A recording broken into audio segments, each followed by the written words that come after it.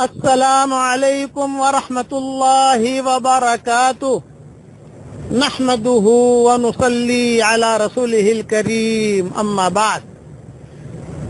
آج کا سبق سن لیجئے، سبق نمبر 664۔ یہ ہمارا جو سبق چل رہا ہے اس کے بارے میں ایک اہم نصیحت کرتا ہوں۔ حضرت مولانا قاسم نانوتوی رحمت اللہ علیہ کے گھر کے قریب میں ایک بنیا رہتا تھا۔ دیوار حضرت کے گھر کی اور اس کے گھر کی ایک ہی تھی۔ تو حضرت مولانا قاسم نانوتوی رحمت اللہ علیہ قرآن کا اور حدیث کا درس دیتے تھے، اور وہ سبق کی آواز اس بنیے کے کان میں پڑتی تھی۔ وہ بنیا روزانہ سبق سنتا تھا، اللہ رسول کی بات سنتا تھا، اور حضرت مولانا قاسم نانوتوی رحمت اللہ علیہ سے بہت محبت کرتا تھا، اور روزانہ کچھ نہ کچھ بات اللہ رسول کے اس کے کان میں پڑتی تھی۔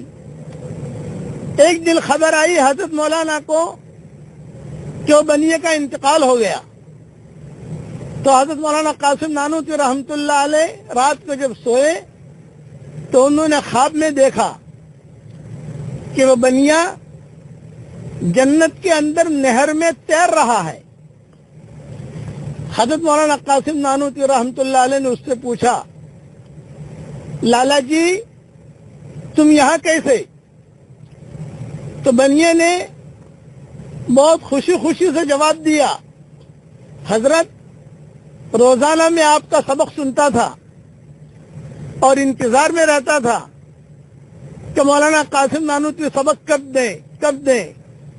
جب پتہ چلتا ہے کہ آپ سبق دینا شروع کر رہے ہیں تو سب میرے بیٹے بیٹیوں کو، بچیوں کو، گھر والوں کو، سب کو خاموش کرتا تھا کہ دیکھو یہ اچھی بات بتاتے ہیں، سنو۔ اور دل کے اندر میں یہ تمنا کرتا تھا کہ مسلمان ہو جاؤں، لیکن گھر کے حالات، گھر کا ماحول، میں مسلمان بن جاؤں گا تو پتہ نہیں گھر میں کیا کہیں گے لوگ، اس لیے اسے میں تاخیر کرتا گیا۔ ایک دن میری طبیعت خراب ہوئی اور میں نے موت کی آہٹ سنی، جیسے موت دستک دے رہی ہے۔ تو آپ کا درس چل رہا تھا، آپ کا سبق چل رہا تھا، تو میں نے وہی لیٹے لیٹے اللہ سے کہا کہ اللہ، یہ قاسم کا جو اللہ ہے وہ میرا اللہ، اور قاسم کا جو قرآن ہے وہ میرا قرآن، اور قاسم کا جو نبی ہے وہ میرا نبی، اور قاسم کا جو دھرم ہے وہ میرا دھرم، اور قاسم جس مذہب پر ہے اسی مذہب پر میں ہوں۔ روزانہ آپ کا سبق شروع ہوتا تو روزانہ دل کے اندر میں اللہ سے کہتا کہ اس کا دھرم وہ میرا دھرم۔ اسی حال میں میرا انتقال ہو گیا۔ جب میں پہنچا تو اللہ نے کہا کہ تو میرے قاسم کے مذہب پر آیا ہے، جنت میں داخل ہو جا۔ یہ آج کے سبق کی خالی بات نہیں کر رہا، کوئی بھی اللہ رسول کی بات کہیں پر بھی ملے آدمی دھیان سے سنے، تعلیم کے ذریعے سے ہو، بیان کے ذریعے سے ہو، علماء کے ذریعے سے ہو، یا ہمارے آج کے سبق کے ذریعے سے ہو، بہت دھیان سے سنے۔ اس لیے یہ بہت ضروری ہے کہ اسے بہت دھیان سے سنو۔ اور ایک بات اور عرض کرتا ہوں کہ لوگ شکایت کرتے ہیں کہ ہمیں نیکی کی توفیق نہیں ہوتی۔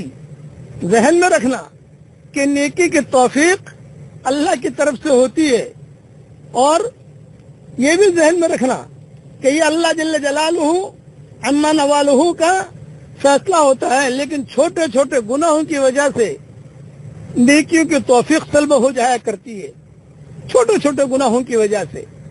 اسی لیے علماء نے لکھا ہے کہ چھوٹے چھوٹے کنکروں کی وجہ سے پہاڑ بن جاتا ہے، تو چھوٹے چھوٹے گناہ یہ کبائر بنتے ہیں، اس کی وجہ سے توفیق سے دین سے آدمی محروم ہو جاتا ہے۔ اس لیے اللہ تعالیٰ کی طرف متوجہ رہیں، اور اللہ تعالیٰ، اور یہ دن بہت ہی برکت والے دن چل رہے ہیں، ان دنوں میں خوب نیکیاں کرنے کی کوشش کریں۔ اللہ تعالیٰ مجھے بھی عمل کرنے کی توفیق عطا فرمائے، آپ کو بھی عمل کرنے کی توفیق عطا فرمائے۔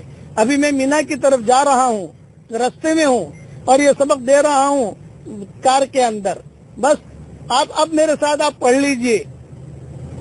اللہم اللہم مغفرتک اوسع من ذنوبی ورحمتک ارجى عندي من عملي. اللهم مغفرتك اوسع من ذنوبي ورحمتك ارجى عندي من عملي. اللهم مغفرتك اوسع من ذنوبي ورحمتك ارجى عندي من عملي. دیکھیے 3 مرتبہ میں نے پڑھا, میرے سارے پچھلے گناہ معاف ہو گئے. آپ پڑھو گے تو آپ کے گناہ بھی معاف ہو جائیں گے انشاءاللہ. یہ خالی میرے لیے نہیں ہے, آپ کے لیے بھی ہے. صحیح حدیث شریف میں آتا ہے کہ ایک بوڑھے نے حضور صلی اللہ علیہ وسلم سے آ کر کہا تھا, بڑے میاں نے, کہ سوائے شرک کے سارے گناہ میرے پاس ہیں. حضور صلی اللہ علیہ وسلم نے یہ دعا 3 مرتبہ پڑھوائی. پھر ایک جملہ کہا, قم قد غفر اللہ لک, کھڑا ہو جا, اللہ نے تیرے سارے گناہ معاف کر دیے. آپ بھی پڑھ لیجئے. اللہ تعالی ہم سب کو عمل کرنے کی توفیق عطا فرمائے. میں دعا کرتا ہوں اس میدان سے کہ اللہ مسلمانوں کی اجتماعی اور انفرادی پریشانیوں کو دور فرما, اور بھٹکے ہوئے آہو کو پھر سوئے حرم لے چل. اس بھٹکے امت کو پھر مسجد والا بنا دے, اور اعمال والا بنا دے, اخلاق والا بنا دے. اور جتنے مرحومین دنیا سے رخصت ہوئے ہیں اسلام کی حالت میں, تو ان سب کی مغفرت فرما. 3 مرتبہ سورہ اخلاص پڑھ کر سب کو ثواب پہنچا دیجیے آپ. اور اللہ جو بیمار ہوں عافیت کے ساتھ انہیں شفاء کاملہ عاجلہ آجلہ دائمہ مستمرہ نصیب فرما. جو کینسر کی بیماری میں ہو, گردوں کی بیماری میں ہو, ڈینگو کے بخار کی بیماری میں ہو, یا جو ہے ڈائبٹیز کی بیماری میں ہو, یا عشق کی بیماری میں ہو, یا حسن جمال کی بیماری میں ہو, یا زناکاری کی بیماری میں ہو, شراب کی بیماری میں ہو, جوئے کی بیماری میں ہو, سود کی بیماری میں ہو, اے اللہ ان سب کو ظاہری اور باطنی بیماریوں سے نجات دے دے. اور یہ دعا تو ہم سب کے لیے قبول فرما. آمین آمین. والسلام علیکم ورحمۃ اللہ وبرکاتہ. وآخر دعوانا ان الحمد للہ رب العالمین.